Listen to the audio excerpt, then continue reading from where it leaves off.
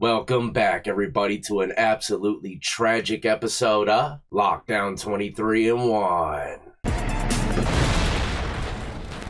That's right, tragic it is because, I got 4 daughters, and the story today is about a little girl who was kidnapped and killed by a delivery driver who was supposed to be there delivering her Christmas gifts. Cannot fathom anything like this happening to one of my kids. It's not gonna be too long of a video. I just kind of want to give an update before this guy gets sentenced, and I hope a lot of people say he should get death sentence, but me personally, throw him into GP. That would be way worse for him, especially in Texas. But let's get right into it, ladies and gentlemen. If you're new to the channel and enjoy all things lockup and crime related, then this is absolutely where you need to be. Hit that like, subscribe, notification bell before you leave, and check out my beautifully assorted playlist for you to start binge watching today.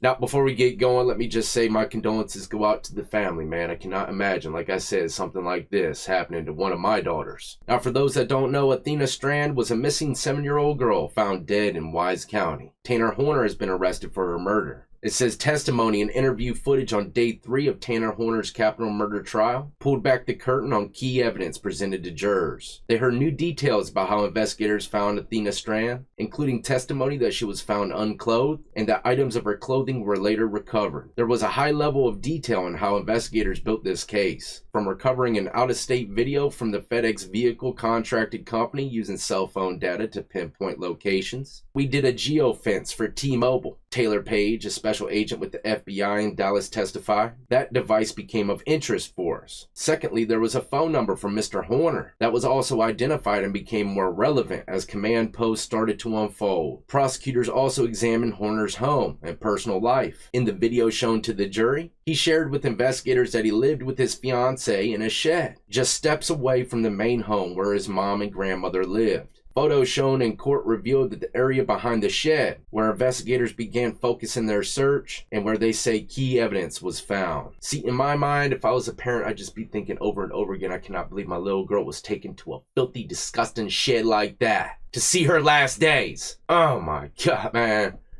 I can't even tell y'all what I would do, or at least try to do, man, to this individual, because he's going through the court process. He's probably protected left and right, probably wearing a bulletproof vest to the courtroom. Guys like this, as soon as they are found guilty, should be tormented by the people in any which way they want. But it continues saying that investigators documented items of clothing, including a pair of children's underwear and socks. The laundry in the house, if one of my daughters happened to have went missing, and the laundry would just make me break down every single time. Seen their little pink and blue underwears and stuff running around, but not her anymore.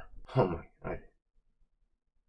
Absolutely unfathomable, and everything of my heart goes out to the victim's family. Very tragic situation, man. The worst possible things should be done to this guy as a punishment. If you agree, let me know in the comment section below, which I'm pretty sure 100% of y'all will. But it continues saying that the underwear, socks, and blue jeans were items that matched what Athena was wearing the day she disappeared. When asked why he removed her clothes, Horner allegedly said it was for humiliation. This guy is beyond diabolical. He's filled with legions. Just can't fathom these type of activities, y'all. He also said that he thought it was funny. When investigators pressed Horner on the motive, he said that the stress was getting too much and insisted he's not a bad person who has done the right thing his whole life, describing Athena as being in the wrong place at the wrong time. Testimony also highlighted Horner's shifting behavior, at times discussing his family, but when pressed about his actions, he deflected blame onto Zero and avoided accountability. Horner described Zero as a little devil on my shoulder, kind of like a split personality type of situation, saying it developed more recently and often blamed Zero for his actions. According to court testimony, Horner repeatedly separated himself from the crime, saying, "I didn't do this, but he did," referring to Zero. If I were to guess, this guy's had some evil desires ever since the beginning. He ain't got no kind of split personality, and he's just trying to save his own ass. Man, I'm sure those doctors are going to have a tough time trying to figure out if he's telling the truth or not. I don't know how they do that, but I'm sure there's little red flags that show that, he could be lying or telling the truth. Because, you know, believe it or not, there are many people out there with split personalities, man. You know, kind of like that one movie, I can't remember what it was called, but he had like 13 different personalities. Even if he does have some mental issues, man, it don't fix what he did. Horner and his wannabe homeboy Zero needs to be thrown in the darkest pit of GP there is in Texas. General population. Why do I say that and not the death penalties? Because I know, without a doubt in my mind, 100%, keep in mind I've been to prison 2 times myself. And when inmates get wind of what this clown did, I can assure you they are gonna do the worst possible things they could ever think of to him and, like I said, his best friend Zero, which is in his mind. If he goes to death row, man, he's gonna be protected, probably by himself in a big spacious cell for years upon years, pretty much protected. If he gets life without parole or something like that, then that's even more of a chance of possible retaliation from inmates. You know, he might go to a segregated block for the first 10 or 15 years of his bid. Like most people who get a life sentence or 10 years or more, they go to a high-level prison, maximum security. If you do good, they might drop you down a level. Some of the most gruesome killers out there get these kind of chances, man. It ain't just, you know,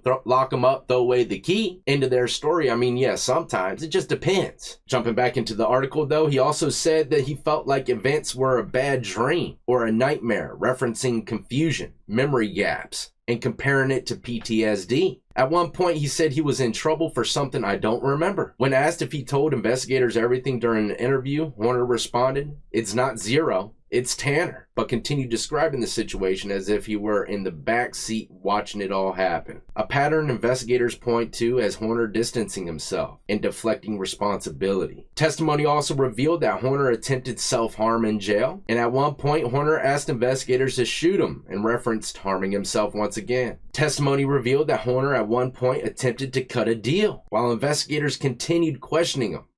Well, the thing is, I'm willing to tell everything, even if you have to make a list. I'll make video entries of every detail of everything. If you can somehow give me a month just to be with my family, that one last month, if you can talk to somebody, anything, that's all I want. Can you imagine that, being an investigator, man? You know all the gruesome details. You know he did it. And you got to sit there and listen to him try to cop a deal with you. Man, I would have lost every bit of my detective job right then. I would have Bruce Wayne him right into that concrete floor. It continued saying that Horner asked for an ankle monitor and to spend Christmas with his family in exchange for telling the truth. Investigators told him no promises or guarantees could be made. He also told investigators that his main reason for talking is to see his son, repeatedly emphasizing wanting one last Christmas. I can almost guarantee if they put him into cell 22 in D block, it would definitely be his last Christmas. Horner pleaded guilty to capital murder and aggravated kidnapping just moments before the trial began Tuesday. Despite his guilty plea, Horner still faces the death penalty as the punishment phase continues. Very, very sad story, ladies and gentlemen. Like I said, once again, my heart goes out to the victim's family. When you got nothing but daughters, man, you look at stories like this, just totally different. And I've told y'all numerous times, one of the scariest situations I've ever had to go through in life. It wasn't prison or getting a Desert Eagle put to my head. It was when I thought my twins, my firstborn children, were kidnapped. They were playing in front of the window. Next thing you know, they were gone for hours. Where'd they go? They've never done nothing like this before in their life. After everyone in the apartment complex was, walking around trying to find them, police were called, choppers, dogs, vans, you name it. And if I were to guess, they were probably all looking at me like this dude definitely had something to do with it. But it turned out that they found him just a couple apartments away, watching TV and eating snacks. Zoom zooms and wham whams, man. But that's about the wrap of this story, ladies and gentlemen. If you can get anything from it, know that anything's possible, even with a damn delivery driver. Keep your eyes on your kids 24/7. All it takes is a couple seconds for them to be snatched up. Also, stories like this hopefully makes you want to go, give your child a big hug. Cherish every single moment you have with stuff that you care about, man. You never know when it could be stripped away from you. But I'm out of here, ladies and gentlemen. If you enjoyed, like I said in the beginning, don't forget to hit that like, subscribe, notification bell before you leave. We need like 110 more to go before we break the 1,000,000. Should be today. Chances are I'm probably going to go live with y'all, not to mention I have an 1,000,000 subscriber upload video coming your way. I can't do it live from the woods, right? There ain't no internet out there in Sasquatch country, but like I said, I'm going to try to give y'all both. But either way, until the next time, as always, y'all be easy, be safe. Keep your eyes on your kids like clockwork and stay free.